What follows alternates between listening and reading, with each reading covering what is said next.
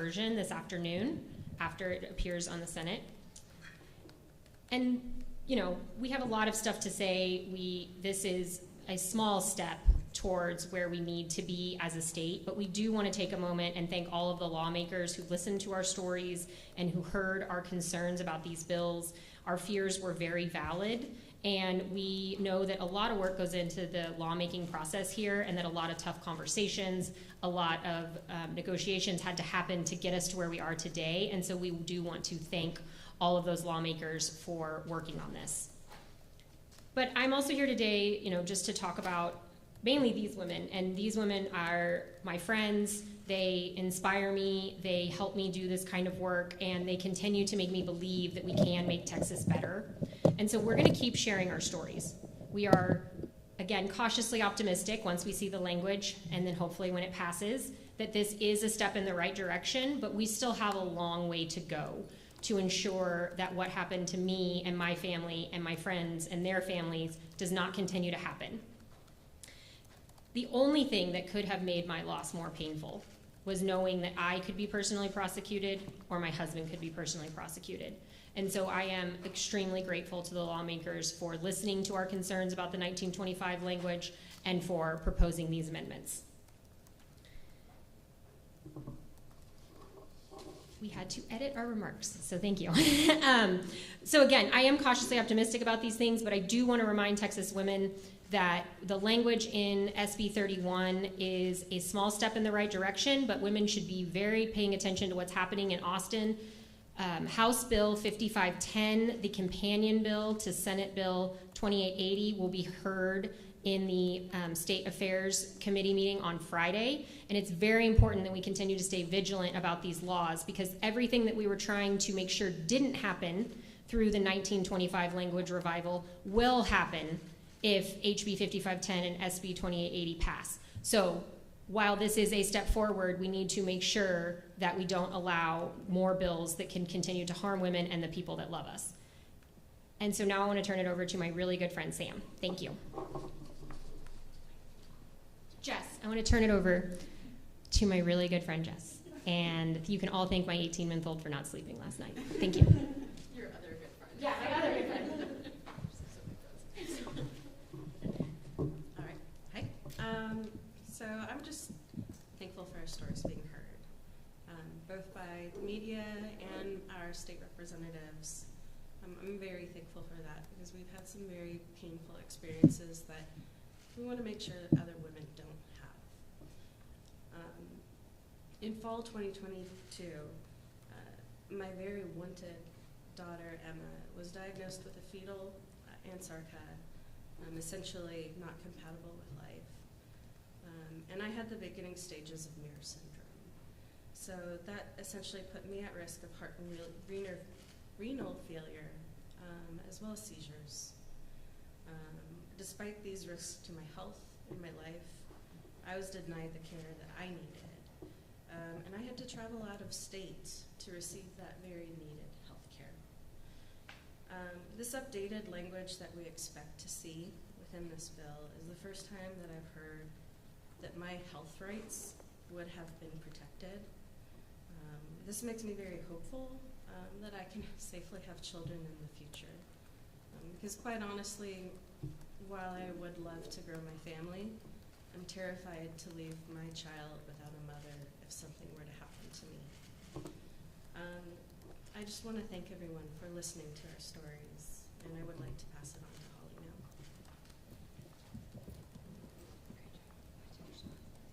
Thank you all for being here today and to hear our stories. My name is Holly. I've been a Texan for 25 years. I'm a wife, a mother of 2 boys, and a woman who was forced to flee my own state twice in 1 year just to get basic medical care during pregnancy. Both of my daughters were diagnosed with anencephaly, a condition that is always fatal. Parts of their brains and skulls were never formed. There is no treatment. There is no hope for survival. Anencephaly is 100% fatal. And yet, because of current Texas laws, my trusted doctor of 23 years couldn't help me. Her hands were tied by politicians, not medicine, not science, not compassion. So my husband and I were left completely alone in the darkest, most devastating times of our lives, trying to figure out how to survive this, emotionally, physically, mentally, and financially.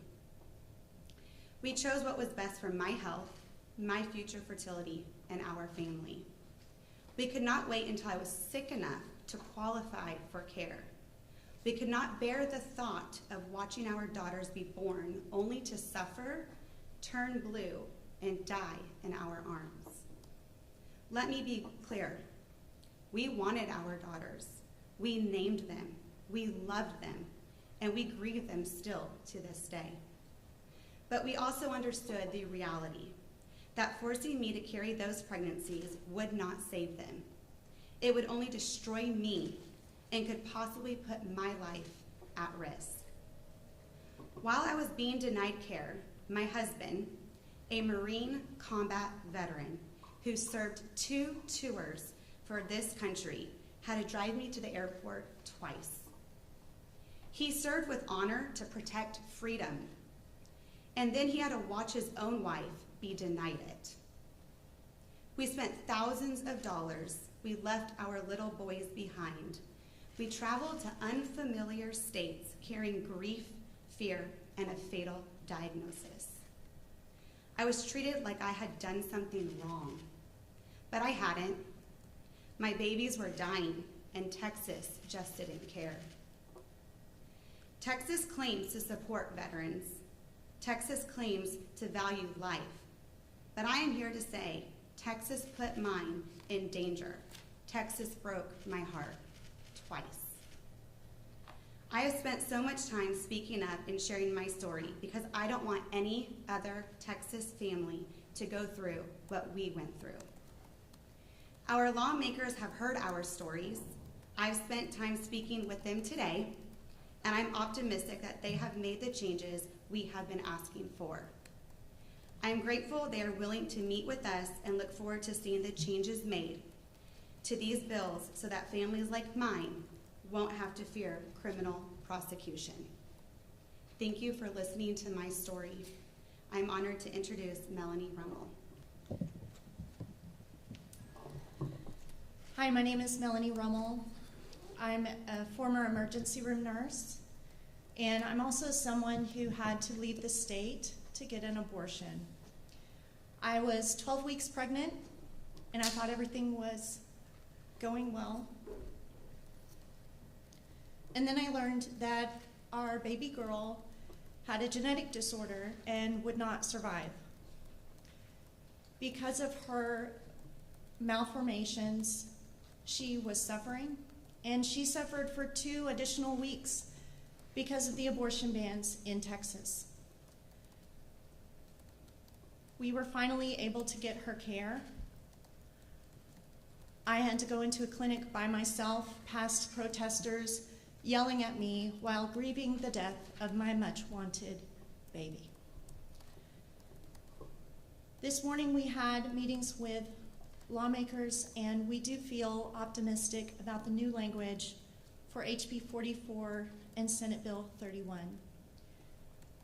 We all know that because of Texas abortion bans, it is not safe to be pregnant in Texas. But we hope that this bill could be a positive step forward. It would allow doctors to treat pregnant people and intervene if necessary long before it gets to the point where their life is threatened or they lose bodily function. Doctors would also not have to fear criminal prosecution for intervening when they need to in a pregnancy. We also hope that the language in this bill will make pregnant people feel safer going to the emergency room or going to the doctor when they need help, trusting that they will be able to get the care that they need. We still have a long way to go, but we are hopeful that this is a step in the right direction. I'd like to now invite Amanda Zarowski to share her comments. everyone. Thank you for being here. My name is Amanda Zarowski, and I am hopeful today. I am encouraged today because when I was fighting for my life in the hospital for 3 days, I was terrified. My family was terrified.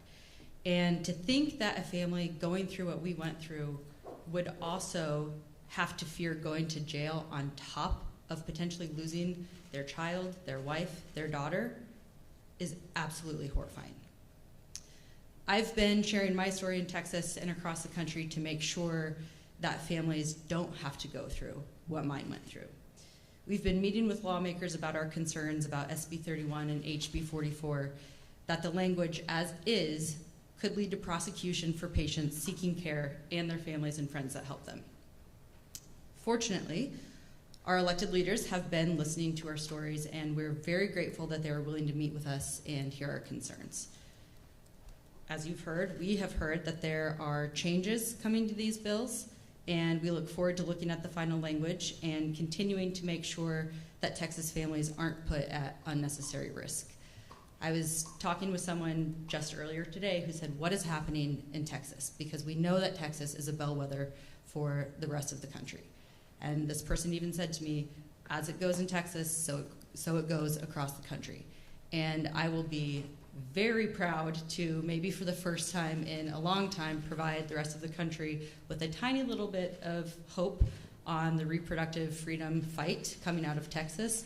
Again, we still have a lot of work to do, but if we can take one small step in the right direction, I think that's something that can give us all a lot of optimism. And I know that myself, as well as my fellow storytellers and advocates, will continue to fight until we can provide as much encouragement to the rest of the country as possible. So with that, I will turn it back over to Ashley.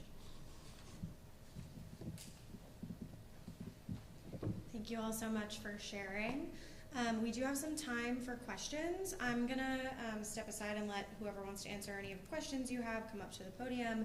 I know that we are still waiting potentially on seeing this language. If you have questions about those specifics, these women are here to share their stories and talk about what's happened to them and their families, talk a little bit about these bills and this process, but if you do have further questions, come talk to me after, and I'm happy to connect you with someone who can speak more about these bills specifically. With that, does anyone have any questions? Yeah, go ahead. Hey y'all, I'm Roxy from Ms. Magazine. You have been telling your stories for well over a year. I'm wondering what about this political moment or personally for these lawmakers do you feel has finally moved the needle? You know, it seems like they're more receptive than they have been, and I'm wondering if you can talk a little bit about how you see them, the lawmakers personally changing by hearing your stories. Is it the fact that you've been telling them over and over and that they're finally taking effect, or are they finally just listening for the first time? How do you see that?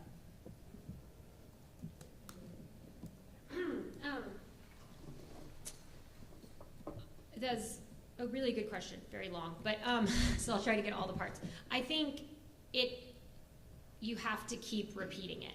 And so as painful as it is for me to relive those days and to relive my story, I will continue to do it for my daughter. So I do think repetition helps.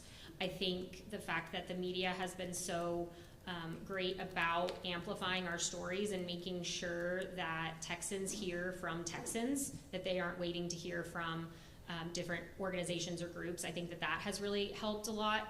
I think, to be quite honest, people don't want to see women dying. And so, unfortunately, it took stories like Amanda and the women, that ProPublica has talked about that passed away. I think that obviously had an impact, and those families should know that, while those things were unimaginable and horrible and should have never happened, it has caused lawmakers to look up and go, okay, I need to pay attention. I don't think anyone wants dead mothers, and so I think lawmakers are trying to find a bipartisan solution to give doctors that flexibility to act in those medical emergencies, which is really what this bill is about, giving doctors more space to act in medical emergencies. But that does not mean we got reproductive freedom back by any means today. But I also hope that, that while one can talk about all the different intricacies of our pregnancies and qualifying for an exception and not, right? You're never gonna know until you're in your situation. You're never gonna know. But I hope women feel more safe to go to their doctor to talk about what's happening and to try to seek care in Texas and to qualify for the new medical exemption. But we still have a lot of work to do on fatal fetal anomaly, rape, incest, all of the other reasons that very perfectly fine reasons that women need abortions. We still have to work on that, but this is a step forward. Michael Atkinson with CBS Austin. With respect to the fact that we still don't have the final language on the substitute, I want to ask about the version that is currently still on the books, not the amended version. A number of Democrats have signed on to it. In the House, you've got Representative Ian Johnson, for example, in the Senate, or Senator Carol Alvarado. What's your message to those Democrats who signed on to the legislation, even when it had those concerns that you guys had, that this would open the door to the pre-Roe abortion ban? I think everybody wants to do something that will help. And I think that all the Democrats that signed on did so with the best intentions to help, and that they wanted to use what little power they have as Democrats to try to make sure that things can change for women. I mean, I'm very aware of the political reality of living in Texas. And so I think, they wanted to put their efforts into that. What I do appreciate is that Democrats and Republicans have listened to our concerns. And so they were very willing to say, hey, the women who have actually been impacted by this have some concerns. Let's make sure we look at that before it moves forward. Does that answer your question? Yes. Okay, yeah.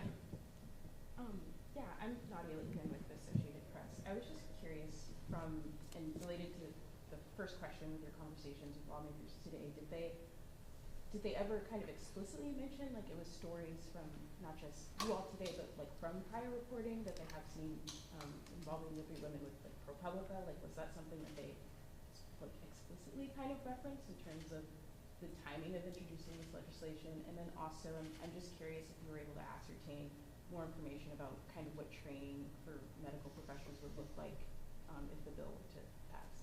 Yeah. As much as I love being an open book about my story, I want to be respectful of the meetings that we had this morning and respectful of the lawmakers that entrusted us with some of these details as people that were concerned. And so I think, they didn't explicitly, that's an easy answer. They did not explicitly say, but I showed up in a few offices in January and said, I'm here, let's go, what are we going to do?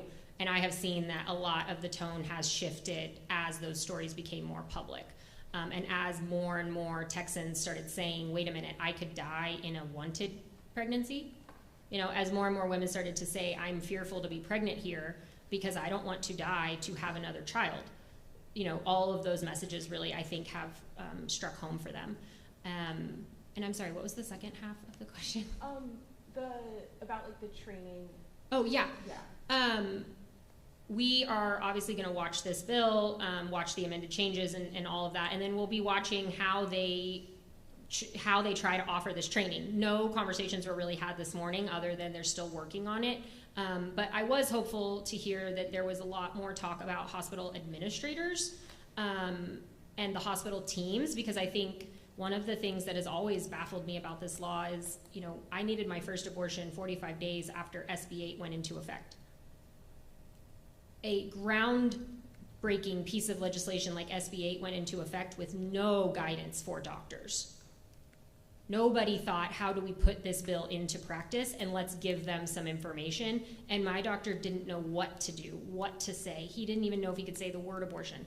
I was told to seek a second opinion, but outside of Texas. And so I think I'm optimistic to hear that they do want to have this training, but I don't think it's just the doctors. The doctors know what to do. They know what they want to do. It's dealing with a lot of administrative complaints. And so I think the fact that the education will cover doctors and the hospitals, I think that's encouraging. I'm Eleanor Dearman at the Fort Worth Star Telegram. I wanted to ask, I know y'all haven't seen the text of the amended versions yet, but I did want to see if any of y'all's conversations dealt with, or if y'all were expecting to see any kind of language added dealing with